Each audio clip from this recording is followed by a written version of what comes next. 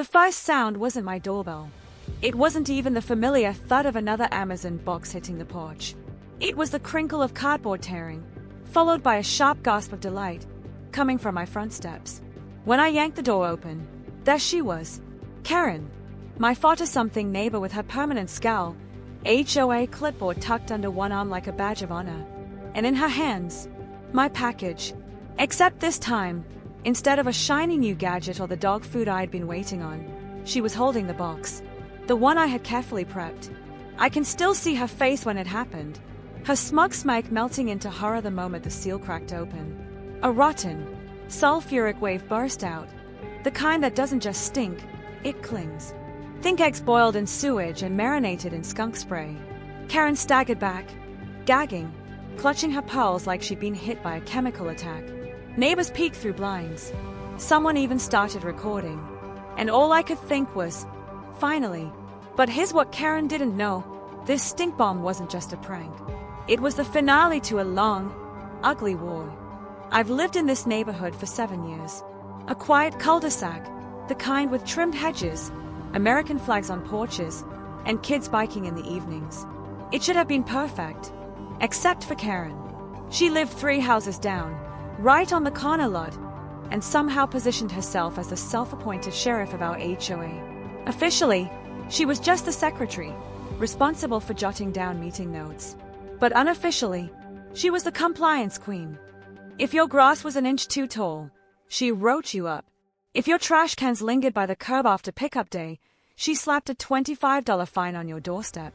I'll never forget the first time she came for me. It was May 12, 2022, at exactly 6:32 p.m. I'd just come home from work, sweaty and exhausted, when I saw a bright yellow paper stuck to my door. HOA notice, unapproved holiday lights. Holiday lights. In May.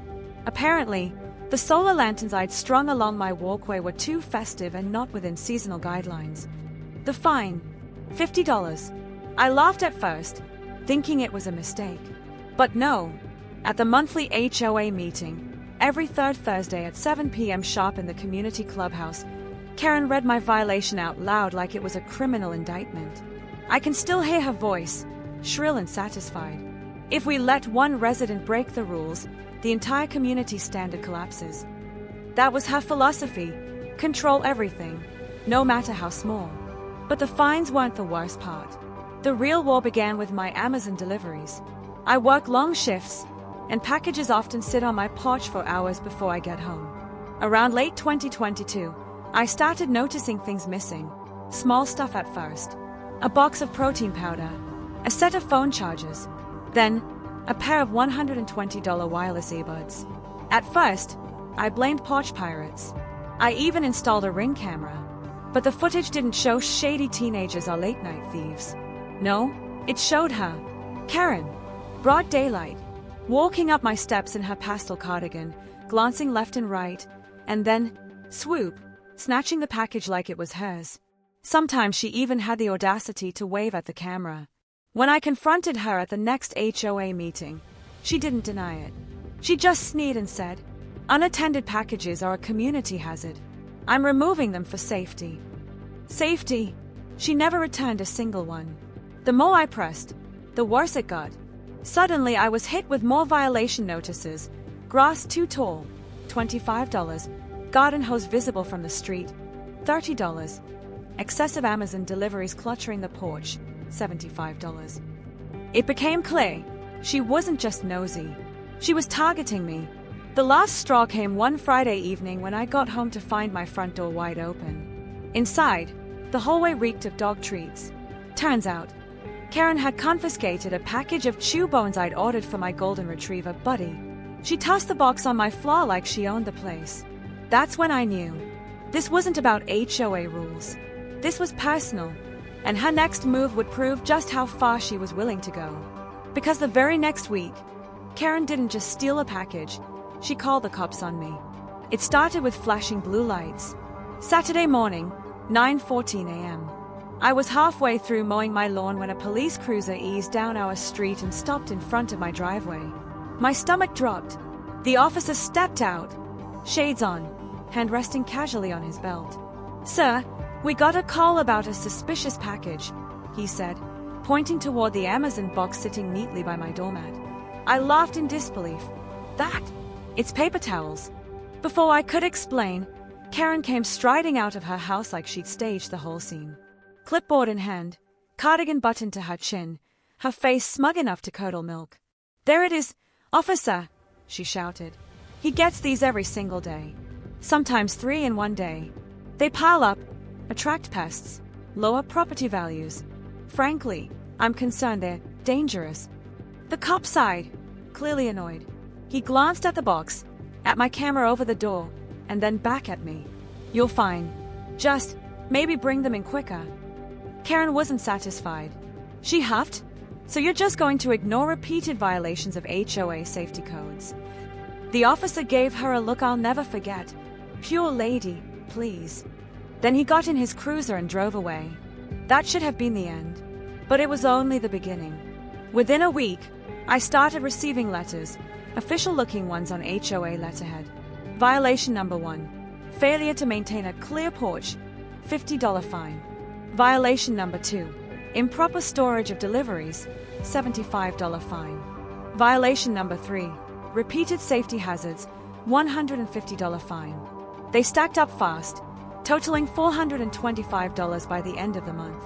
I appealed at the next HOA meeting, but of course, Karen was sitting at the head of the table like a queen presiding over her court. She clicked her pen, leaned back, and said, "The board has voted. Fine stand. Pay within 30 days or risk a lien." A lien? Over paper towels and phone charges. The neighbors shifted uncomfortably in their folding chairs. A few looked sympathetic, but no one spoke up. That's the thing about HOAs. People are too afraid of being the next target. Around this time, Karen stepped up her surveillance. She'd sit on her porch with binoculars, jotting notes like she was on stakeout. I'd catch her timing how long my packages sat outside. One evening, I pulled into the driveway just in time to see her walking off with a brown Amazon box. I jumped out of my truck. "Put it down, Karen." She froze, then sneered. "This is for community safety." "You're welcome." I stepped closer, my voice low. "That's theft." Her reply, a laugh so sharp it could cut glass. "File a complaint. See where it gets you. The HOA backs me." She wasn't bluffing. 2 days later, I got another letter, notice of possible towing. Unapproved vehicle blocking community access. It was my truck, parked in my own driveway. I tried fighting smart. I called Amazon customer service, showed them ring footage of Karen stealing packages. They refunded me for a couple of items, but they wouldn't go after her directly. "You'll need to involve local authorities," they said. So I did. I took the videos to the precinct. The officer at the desk watched the footage, nodded, and said, "Yeah, that's theft. But unless the items are over $500, it's basically petty theft. We can't allocate resources to every porch pirate call." Karen knew exactly how far she could push without crossing felony lines. Meanwhile, the fines kept stacking. I was over $800 behind. HOA bylaws allowed them to tack on interest, even file for foreclosure if unpaid. It wasn't just about money anymore. It was about control. Karen wanted me broken. The breaking point came at the August HOA meeting. The clubhouse was packed, probably because people had heard whispers about the drama. I stood up with my binder of evidence, printouts of fines, screenshots of ring footage, even Amazon receipts. I laid them on the table and said, "This is harassment. This is theft. And it's happening in broad daylight." Murmurs spread through the room. A couple of neighbors nodded.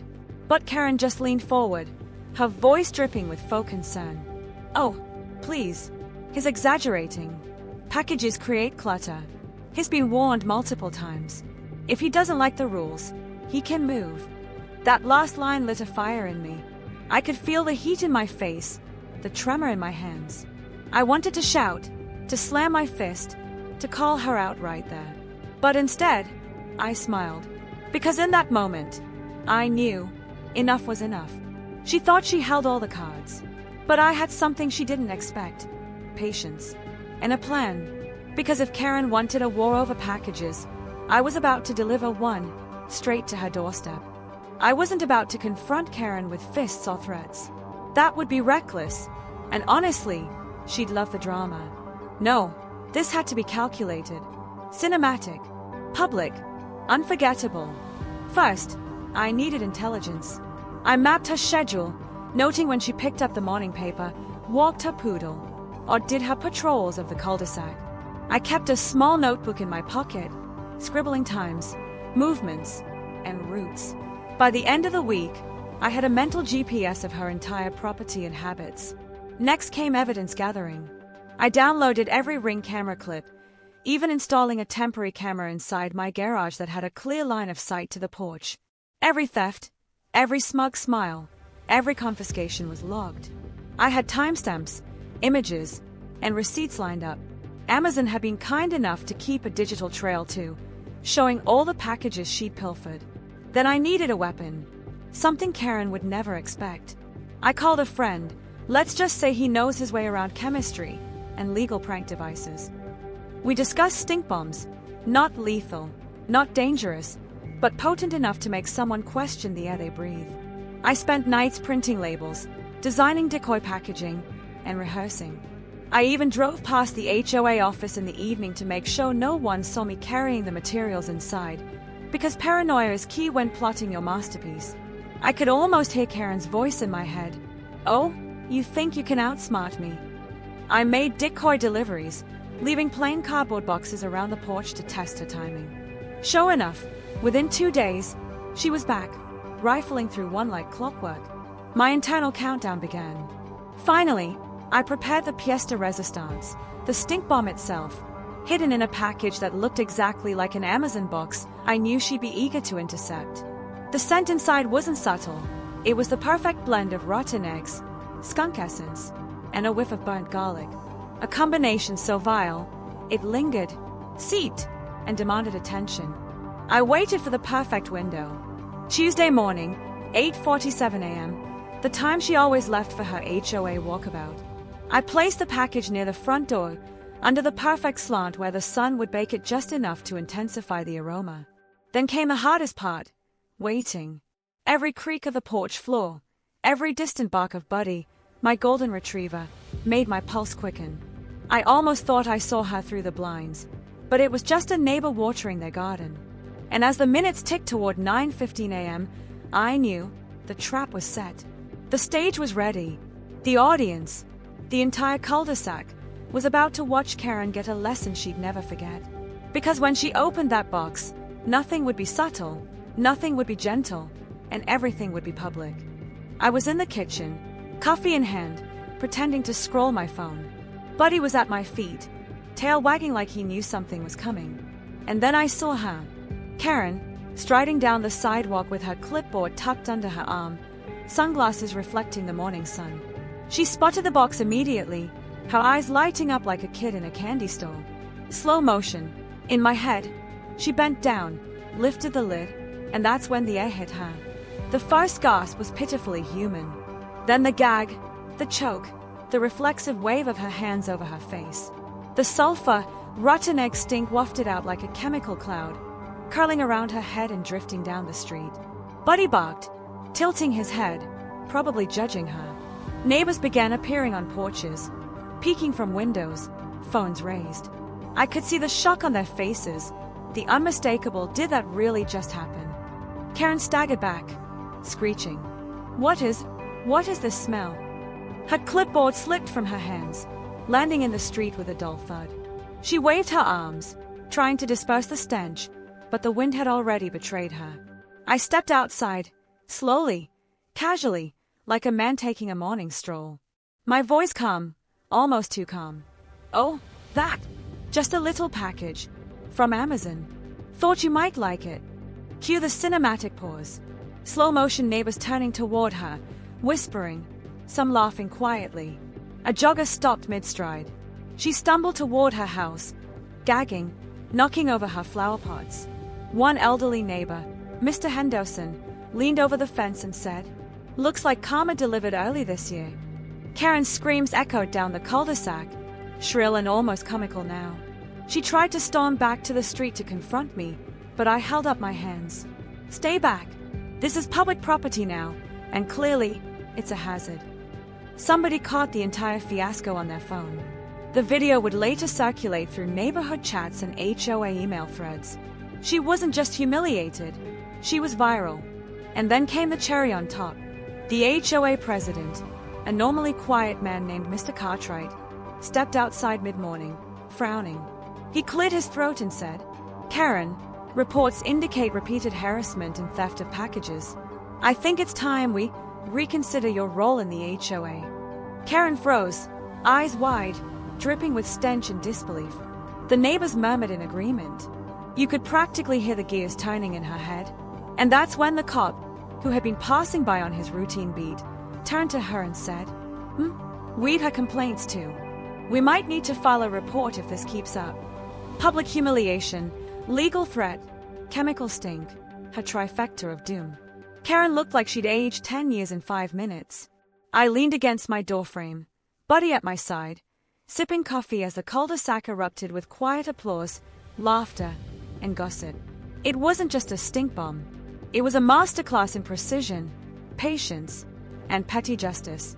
Karen's reign of terror wasn't quite over, because in the HOA, drama has a way of circling back. But for now, victory smelled surprisingly sweet. By noon, Karen had retreated indoors, clutching a bottle of air freshener like it was a lifeline. The neighbors whispered, peeked, and, in some cases, quietly applauded from behind curtains. A few brave souls even came by to congratulate me, discreet nods, knowing smiles, subtle thumbs-ups.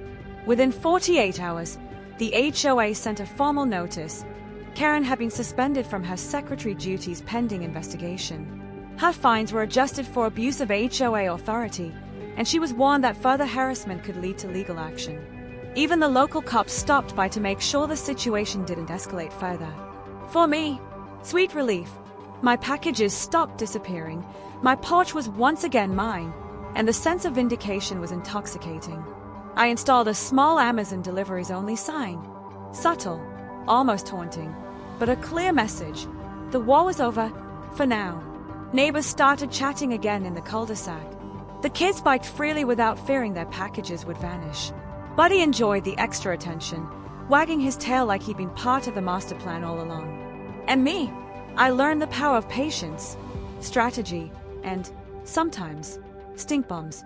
Karen thought she could intimidate, control, and humiliate me, but in the end, she underestimated how far someone would go to protect their home, their pride, and their packages.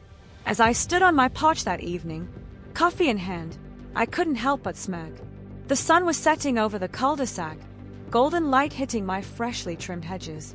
Life felt normal again, peaceful, even. But little did I know, Karen wasn't done yet.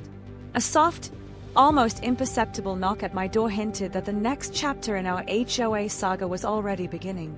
And this time, I had a feeling she had something even nastier in mind.